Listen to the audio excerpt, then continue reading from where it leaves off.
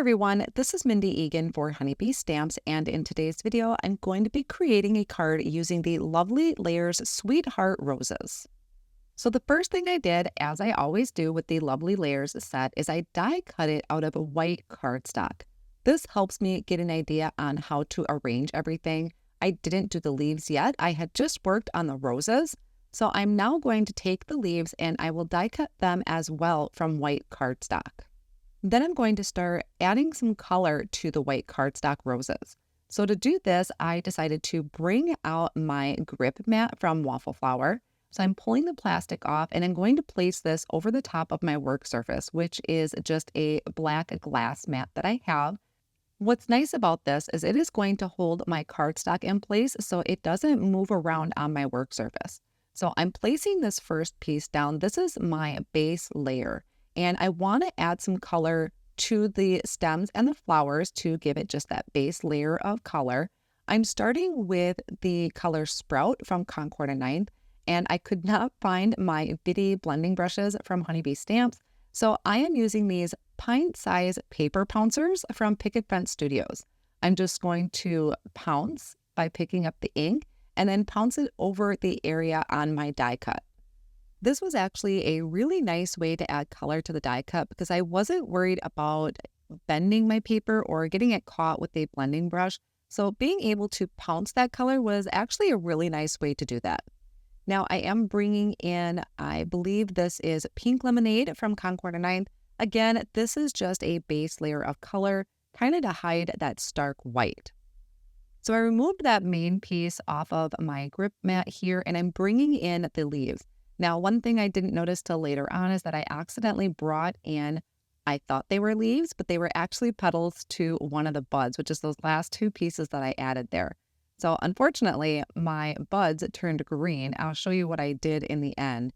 But I'm going to add another base layer of color to this. Again, using Sprout, so it is a very nice light green, just pouncing on that color.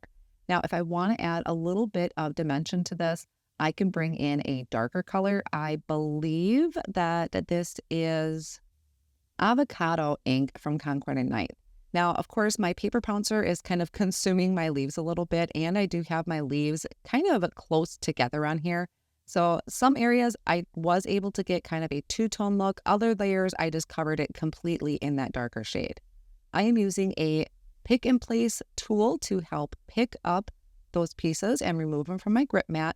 And then I'm using the other end of that tool, the wax piece, to place my roses onto my grip mat.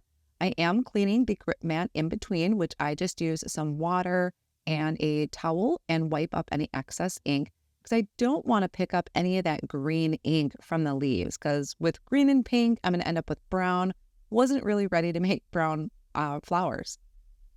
Now I did switch paper pouncers, so this is the pink handled one. And I am applying a base layer of color to this. This is Pink Lemonade. And then I'm going to come in with Watermelon to add just some darker petals to that.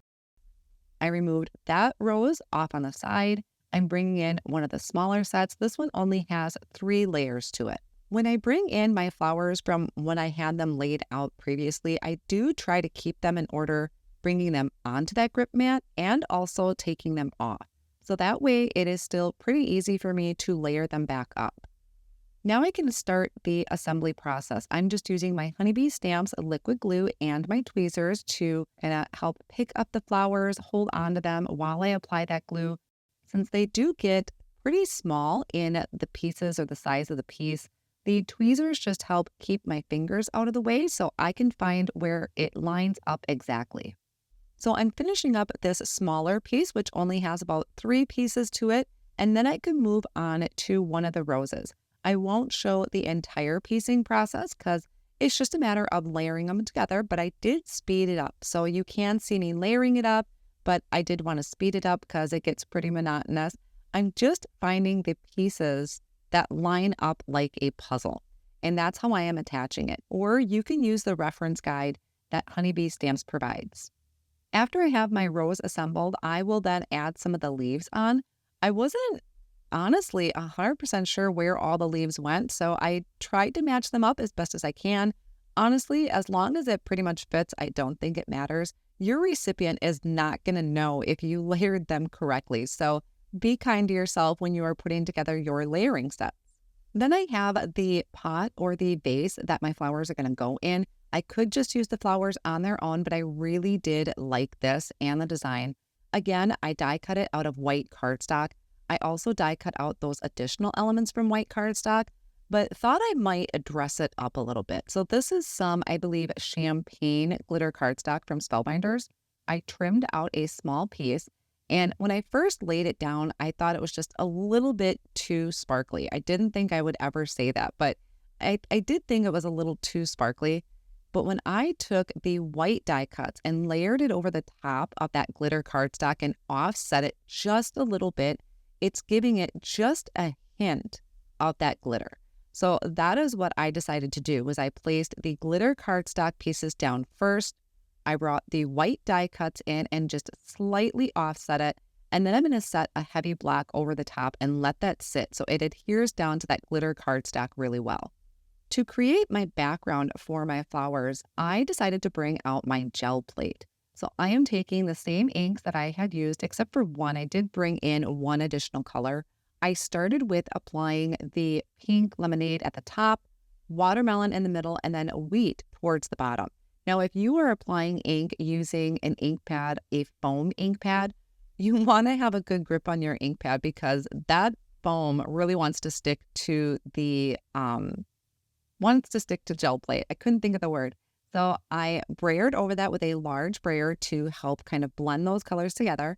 And then I rubbed that off or brayered that off onto a scratch piece of cardstock that is over on the right-hand side. I placed another piece of cardstock over the top to pick up that ink off of the gel plate. And I'm going to do it one more time. So what's kind of funny about this is I am not using the background that I'm picking up off of the gel plate. I actually want to use that piece of paper that I'm brayering my color off on. I really love that look and how the colors kind of overlap with the brayer. The piece that's on the right-hand side, that is really what I plan on using for my card project, but I am going to save that other one for future projects.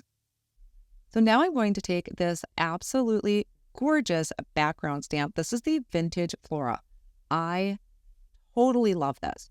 And I am going to be using it in my MISTI stamping tool. So because it is a red rubber stamp, I need to remove the foam insert from my MISTI. I placed my cardstock panel in there, and then I'm inking up my stamp, but I'm using all three colors. So I went through the pink lemonade, the watermelon, and the brown. I used my brayer over the top of the stamp, which is kind of just a fun technique to do. Kind of changes things up a little bit versus just having those harsh lines of where you had inked up the background stamp. And then I'm going to stamp that down. So that is pretty subtle. I'm okay with that, but I really wanted it to stand out just a little bit more. So I'm going to ink up that stamp again. I kind of changed up where I placed my colors. Again, I'm going to take my rubber brayer over that. It's going to help smooth out those lines a little bit. You just want to make sure you're not brayering straight up and down or in the same spot. You want to kind of slightly shift your brayer to help blend those colors. Stamp that down. Love how that came out. I'm okay if it even has some scattered spots where it didn't stamp perfectly because I'm going for an imperfection type of background today. So that came out totally gorgeous. So off screen, I did some die cutting. I die cut out that large postage out of white cardstock. And then that way I'm going to die cut my panel that I just did using the rectangle die. And I found a rectangle that fits just inside of the postage lines. So I did that. I also die cut out another one of those planters so I could back that for some stability. And I also die cut out another base layer for my flowers, again for stability, because the pieces in the back, my stems are kind of flimsy with the 80-pound cardstock I used. So I backed that with the cardstock using the liquid glue, added my planter, or maybe it's called an urn, over the top, and then I trimmed off any excess that was hanging out. Now I can work on my sentiment, and I love this sentiment. This is Handmade Happiness, which I think is such a great sentiment to send to someone. I'm stamping it on white cardstock. This sentiment comes from the Mailbox Memos, And I do have another waffle flower grip mat in my mini MISTI to hold the cardstock in place while I stamp. So I use the coordinating die to die cut out the sentiment. I also die cut out a couple more pieces so I could layer them up together for dimension and stability as well. Before I add anything down or secure it to the card front, I am definitely going to be adding splatters. So yes, I do already have my planter and my roses put together, which I'm totally okay if I get splatters on my planter. But I added some white acrylic paint for some splatters over the flowers. I also did it for my stamped background. And then I kind of just started to have fun. I was going through my stash on what else I could splatter this with. Here is some white iridescent shimmer spray from Hero Art. This I only added to the background.